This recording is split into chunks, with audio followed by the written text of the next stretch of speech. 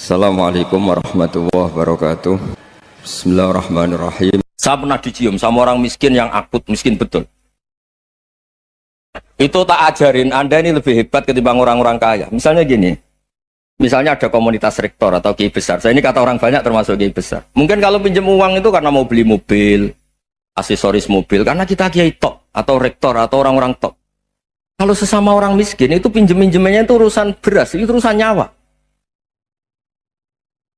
Tren mana? Menyelamatkan nyawa sama aksesoris mobil. Nyawa. Jadi pahala kamu pasti lebih besar. Itu senengnya jadi orang miskin terus keterusan sampai sekarang. Itu.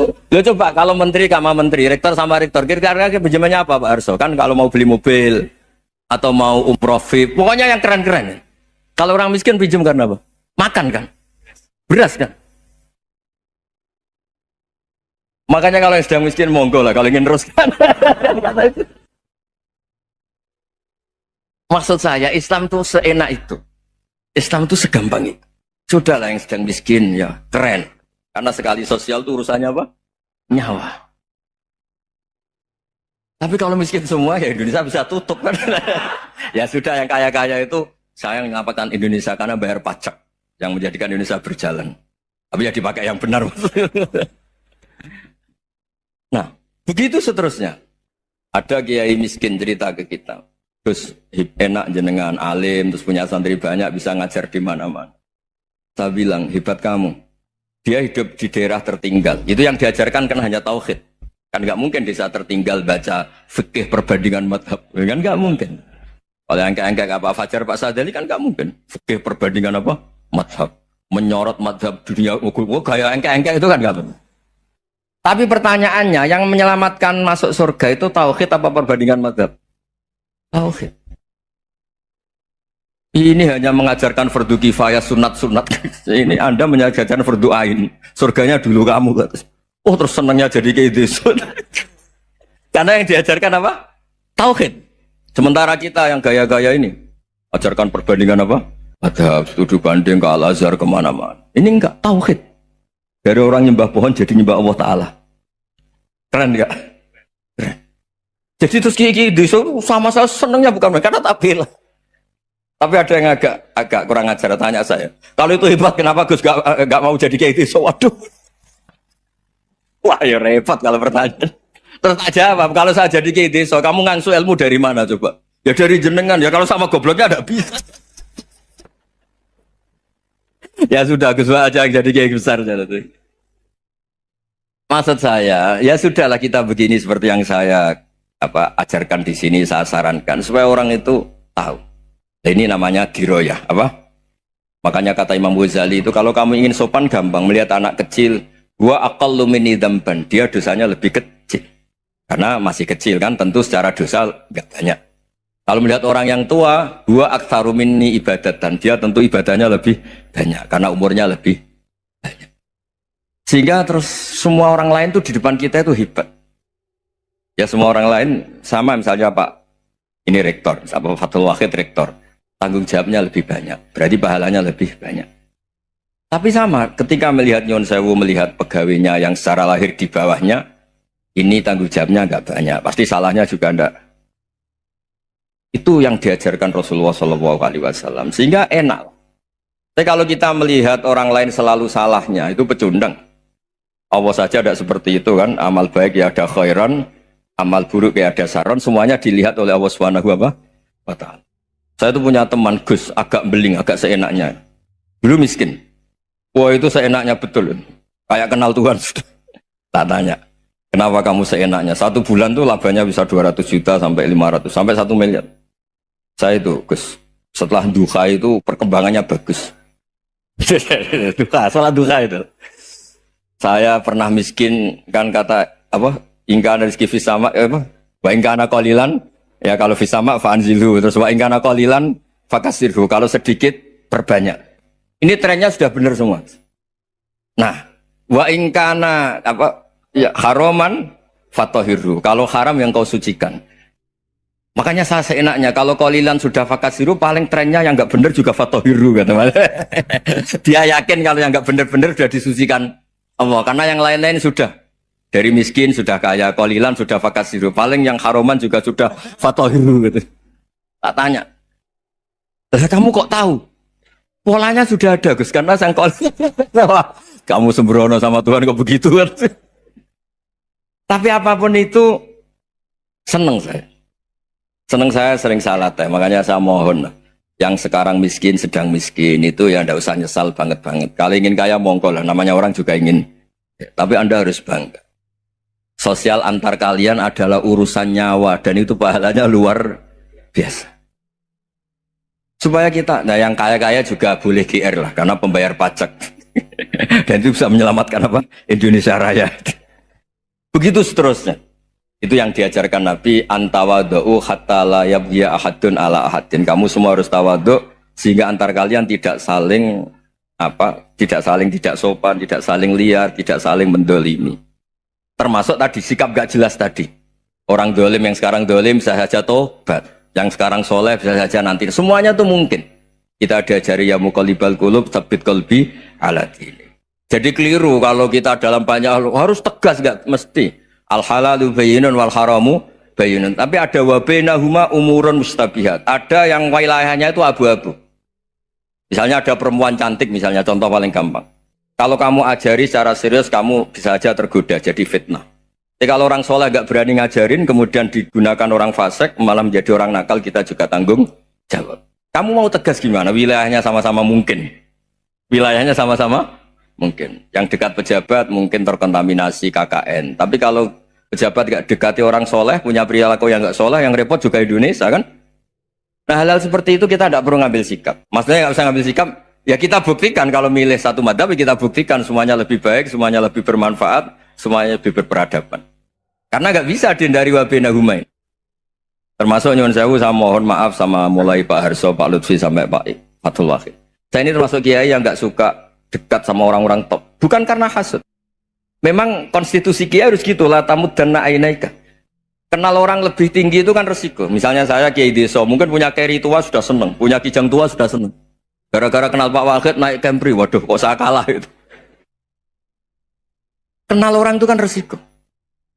Mungkin dosen-dosen sini kalau kenal saya di Rembang juga resiko. Di sini gak ada cium tangan, melihat saya dosen, wah gak enak jadi dosen. Jadi memang harus dibatasin.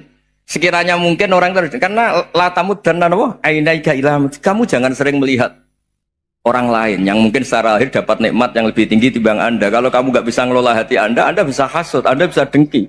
Paling tidak Anda bisa ada syukur. Saya itu sering didolani pejabat. Juga sering melihat pejabat di TV-TV.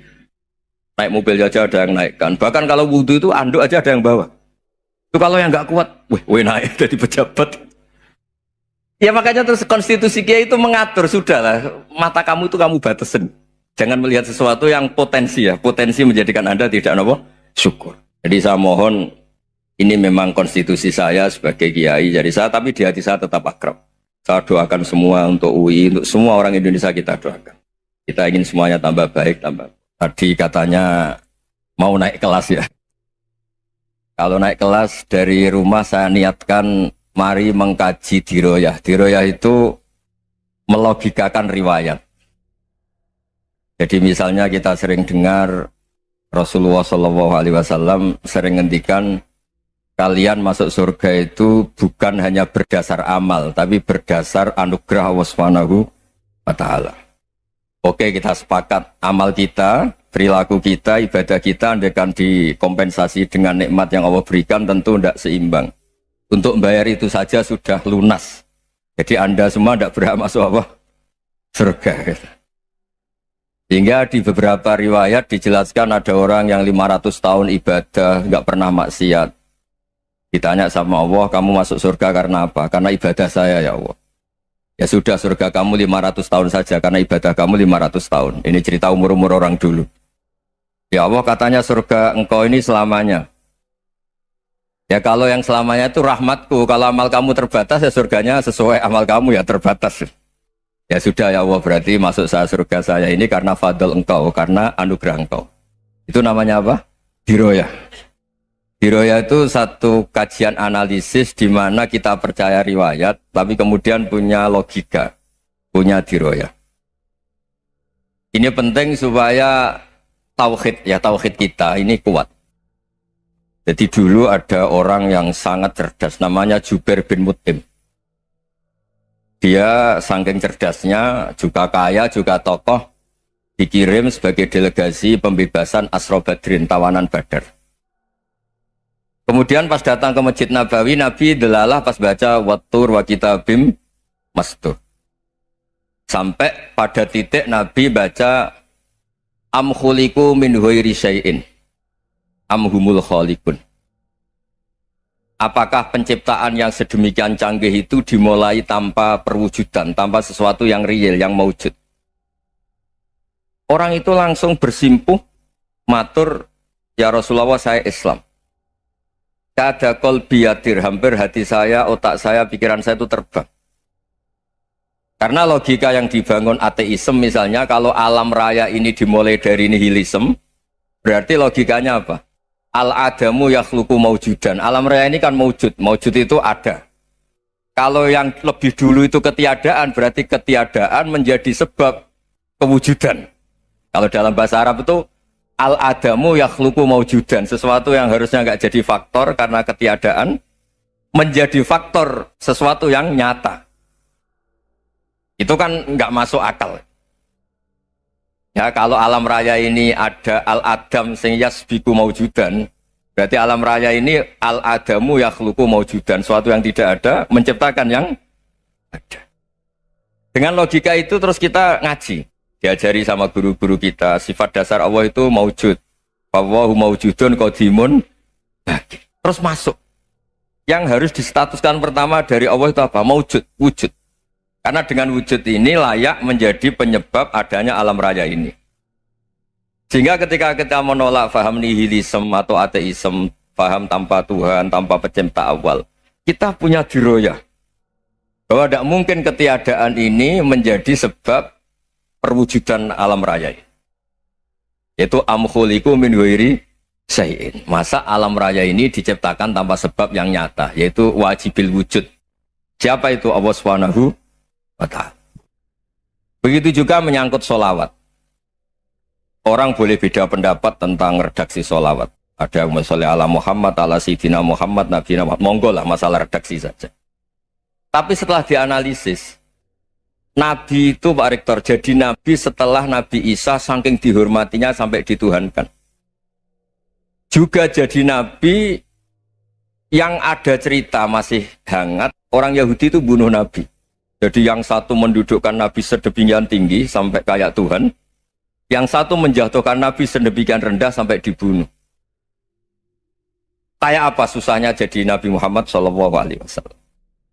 Kemudian dengan gampang Hadaddin agama ini bikin syariat yang bernama sholawat. Redaksinya monggo lah sesuai tradisi masing-masing.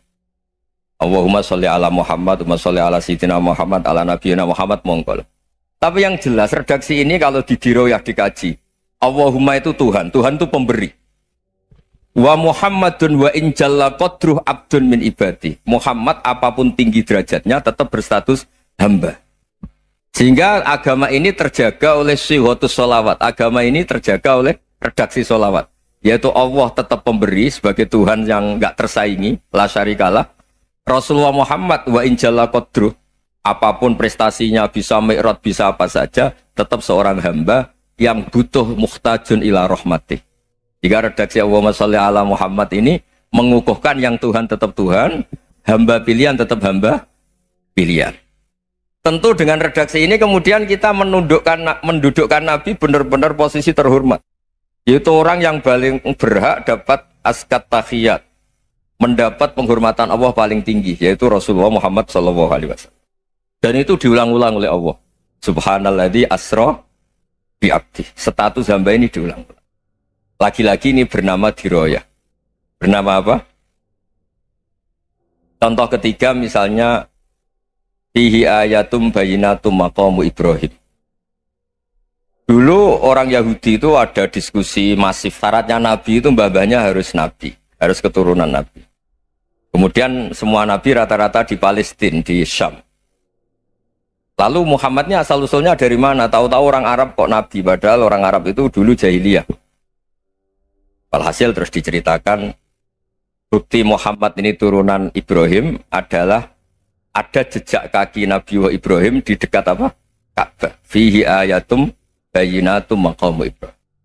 Kalau Nabi Ibrahim pernah di Mekah, artinya beliau pernah meninggalkan turunan yang di Mekah. Itu bernama Nabi Muhammadun sallallahu alaihi wasallam. Itu disebut fihi ayatum bayyinatum maqamu Ibrahim. Nah, itu namanya diroyah. Diroyah itu satu perilaku keseharian kita beragama, kemudian tahu logikanya. Yang keempat misalnya, mangkana yu'minu billahi wal yaumil akhir fal yukrim apa? Jaro. Orang yang iman karena Allah dan Rasul, maka memuliakan tetangganya. Andaikan pakai hukum sosial, tentu kalau tetangga kita baik, kita baik. Kalau kurang baik, kok kurang penggawean kan gitu. Tapi dulu itu pernah ada seorang ulama itu dibully ya, dikerjain sama anak muda tetangganya. Pak Kiai datang ke rumah saya, orang ini datang.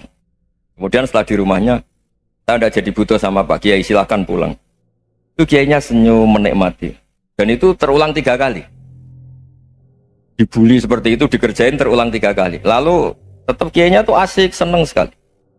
Lama-lama muda ini tanya, kenapa engkau tidak tersinggung? Padahal saya kerjain sampai 3 kali, tak undang, terus tak suruh pulang, tak undang, tak suruh pulang. Kata Kiai tadi, yang memerintahkan baik sama tetangga itu Allah. Jadi saya nikmati ketika bisa baik sama Anda. Tidak ada urusannya dengan perilaku Anda yang menolak saya. Nah itu terus kita tahu, memang motifnya kita baik sama tetangga karena iman sama Allah dan Rasul, bukan hukum kompensasi sosial. Jadi kalau mau diteruskan Pak Rektor, saya ngajar di sini ya karena perintah Allah itu orang alim harus ngajar, bukan karena perintah Rektor. Kalau diteruskan. Ya saya mohon juga gitu para dosen, para karyawan di sini kalau nggak khianat dengan UI itu karena takut sama Allah, jangan takut sama rektor. Kalau Anda baik juga karena Allah, jangan baik karena apa? Rektor. Bagaimanapun ya semua kita ini makhluk. Makhluk itu la yadurru wa la yanfa. Begitu juga melihat Indonesia. Melihat saya ini kan ikut di UI itu lama sekali, ikut sama Profesor Zeni, dari Profesor Zeni nulis tafsir.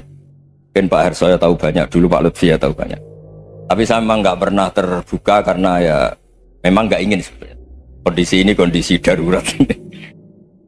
Sehingga saya tahu cara berpikir Profesor Zaini, ya tahu komitmen beliau pada UI. Dan pendiri UI memang ya banyak yang dari tokoh NU, Muhammadiyah, dari tokoh-tokoh ormas yang lain memang didirikan banyak orang.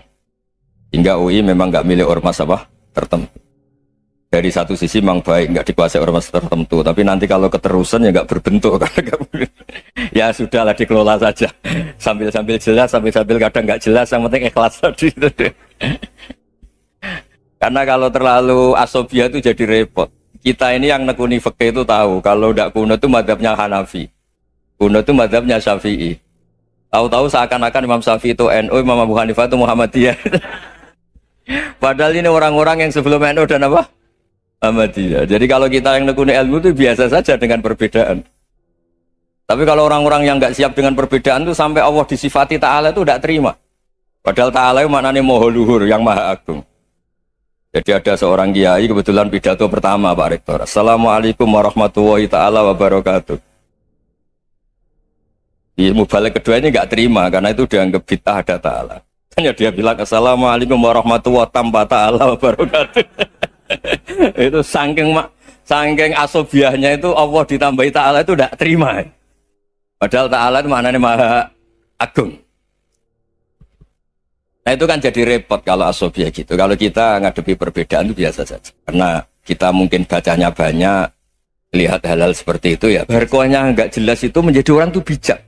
Ini sekarang nakal, jangan-jangan nanti jadi orang baik. Yang sekarang baik, jangan-jangan suatu saat jadi tidak baik. Semua orang introspeksi. Nggak ada jaminan kalau kita sekarang baik akan baik terus. Nggak ada jaminan kalau kita sekarang buruk akan buruk terus. Sehingga terus banyak kiai-kiai bijak itu memang lahirnya nggak tegas. Tapi nggak tegas itu yang menjadikan bijak. Karena sama-sama mungkin. Itu yang disebut laisa laka minal amri syai'un aw yatuba alihi mau yu'adzibum. Itu tidak wilayah kamu. Ketika Allah mengomentari orang munafik juga wa yu'adzibal munafiqina insya'a aw yatub. Bisa saja ada yang disiksa, bisa saja ada yang dikasih tobat. Karena pola yang kita analisis itu semuanya menurut kita. Bukan menurut kemaslahatan orang apa? Banyak. Saya punya sekian contoh cerita. Orang yang sowan kiai baik-baik, mungkin bawa gula atau salam tempel, tidak tahu lah. Itu tidak mesti jadi wali. Tapi Kali Jogo yang kenal Sunan Bonang, itu kenalnya itu karena ingin begal. malah jadi wali deh. Tapi tidak usah dicoba. Umar itu nyari Nabi itu mau dibunuh. Tapi malah tobat jadi orang baik. Jadi ini penting ngaji ya, supaya tidak tegas itu, tidak jelas itu kadang baik. Nah termasuk saya juga termasuk dia yang milih tidak jelas. Saya sering gojlok gini, Fajar Hadil ini murid-murid saya sering saya gojlok. Kalau semua sistem pendidikan kayak kampus, kayak UII, kayak UIN semuanya, itu sistem yang bagus karena tertib, jam kuliahnya jelas, mata kuliahnya jelas. Kalau di pesantren itu Pak Arso itu gak tertib, tapi justru itu enak ketemu di jalan orang berani tanya. Nah ini kalau mbak-mbak misalnya menstruasi, mau belajar haid nunggu semester berapa baru tahu. Itu bisa sekian tahun nggak sholat karena nunggu pelajarannya baru diterangkan. Mau haji juga gitu, nunggu mata pelajaran haji. Kalau nggak jamnya, nggak mau dosennya ngajarin. Nah, kalau kiai kan nggak ketemu di jalan tanya, dijawab. Jam berapa juga dijawab. Artinya Indonesia itu berkah, ada sistem kampus yang tertib. Ya semoga termasuk tertib gajinya. Tapi tertib gajinya itu juga sebenarnya rugi. Saya sering ada pegawai negeri Gus, tolong doain saja di PNS enak aja. Gajinya tetap. Kata saya nggak mau kalau gaji saya tetap. Kok bisa Gus enak tiap bulan mesti dapat gaji. Kalau tetap nggak naik-naik kata saya. Kalau kiai gajinya nggak tetap, tapi di atas yang tetap kata saya. Artinya Indonesia itu berkah. Kalau semuanya pakai sistem pendidikan setertib ini, orang mau tanya haid ya nunggu pelajaran haid. Bab haji ya nunggu pelajaran haji. Tapi kalau ketemu kiai itu enggak. Ya semuanya, saya pernah di pasar, Gus mau tanya apa? Anak saya keluar darah terus gini-gini. Padahal biasanya haid hanya 7 hari gini-gini. Ya sudah kembalikan ke biasanya, rudat hilal adat. Itu enggak usah sowan ke rumah. Juga enggak registrasi dulu, enggak daftar dulu. Ya ini enggak nyindir cerita saja. Supaya ini bukti koalisi beneran. Jadi saya yang kiai enggak tertib jam, koalisi sama yang tertib jam. Jadi kalau semuanya sistem kampus, nanti pertanyaan itu enggak bisa on time, enggak bisa setiap saat. Makanya Indonesia itu berkah. Kiai-kiai yang alim yang di jalan-jalan banyak. Juga kiai yang di kampus dokter-dokter fikih banyak. Yang nekuni ilmu umum ya banyak. Macam-macam. Itu masalah itu kalau saling mengadili itu baru masalah. Misalnya kiai ngeluh nggak enak jadi kiai tidak punya gaji tetap, yang dosen ngeluh nggak dicium tangannya. Karena memang unik Indonesia itu. Kalau guru fikih kok dosen itu tetap nggak dicium tangannya. Karena pikirannya anak-anak itu wong sudah bayar disuruh nyium. Itu kayak di alam sadar tuh gitu. Kalau kiai itu kan anak-anak gak bayar itu. Ya opanya cium tangan itu. Makanya kalau kiai-kiai tidak keramat bisa mati karena cium tangannya doang itu bisa mati itu kiainya. Ya ini cerita supaya saling menghormati saling. Nah dulu itu perbedaan itu urusan sudut pandang. Ya saya ulang lagi, perbedaan itu sudut. Allah yang Tuhan saja sering didebat sama nabi-nabinya karena urusan sudut pandang apa? Saya beri contoh ya. Suatu saat Khalilur Rahman Ibrahim itu saatnya meninggal sama Allah, Israel disuruh. Israel itu Ibrahim saatnya meninggal, ambil nyawanya. Setelah datang ke Ibrahim, ya Khalilur Rahman Ibrahim, saya disuruh nyabut nyawa Anda. Itu Israel dipaksa mikir sama Ibrahim. Hal ra'aita khalilan yumitu khalilah. Kamu tahu orang yang mencintai kemudian bunuh yang dicintai. Itu logika agak benar. Akhirnya Israel kan gak biasa debat. Kan gak dilatih debat. Gak pernah ikut lomba UI debat ilmiah. Dia taunya nyambut nyawa aja. Kembali ke Allah. Ya Allah, kata Ibrahim, hal ra'aita khalilan yumitu khalilah. Masa kekasih bunuh yang dicintai ya. Tapi kata Allah santai. Bilang ke Ibrahim, hal ra'aita habiban yakrahu ayyalqa habibah. Masa katanya dia cinta saya, kemudian ketemu saya tidak berani. Israel mater lagi. Logikanya gini Ibrahim, masa yang dicintai sama yang ketemu yang dicintai nggak berani. Ya udah ketemu aja. Satunya yang meninggal itu. Artinya kamu bisa saja GR tidak mati-mati karena merasa dicintai. atau ingin mati karena mencintai. Nah, maksud saya hal-hal seperti ini orang UI pasti gak jelas. Katanya cinta Allah suruh mati ya gak mau. Gak jelas kan? Dibilang gak cinta juga gak mau. Tapi dibilang cinta kalau ukurannya mati juga gak mau. Nah, tapi dalam banyak hal gak jelas itu penting, Pak Rektor. Penting sekali. Buatan guyon. Saya beri contoh sekian ilmiah, gak jelas itu penting. Rasulullah SAW itu dalam banyak hal itu disuruh Allah, memang disuruh supaya ngambil sikap seperti itu. Karena Allah itu punya otoritas penuh untuk bikin orang itu baik atau tidak baik. Wahsy itu yang membunuh Sayyid Hamzah, orang paling dicintai Nabi di antara yang dicintai Nabi. Qatalahu Wahsyun, dibunuh oleh Wahsy. Nabi secara basarnya itu gak suka sama Wahsy. Sampai cara lahir ya ingin corong Jawa, ingin masuk nol. Tapi apa kata Allah? Laisa laka minal amri syai'un aw yatuba alaihim aw yu'adziba. Itu tidak wilayah kamu Muhammad. Malah Wahsy dikasih tobat sama Allah. Khalid bin Walid. Itu perang Uhud kalah itu karena ide brilian Khalid bin Walid. Pas itu masih panglima kafir. Yaitu pura-pura kalah, ghanimah dilepas, sahabat turun, pasukannya naik, walhasil orang Islam kalah. Khalid bin Walid akhirnya juga masuk Islam.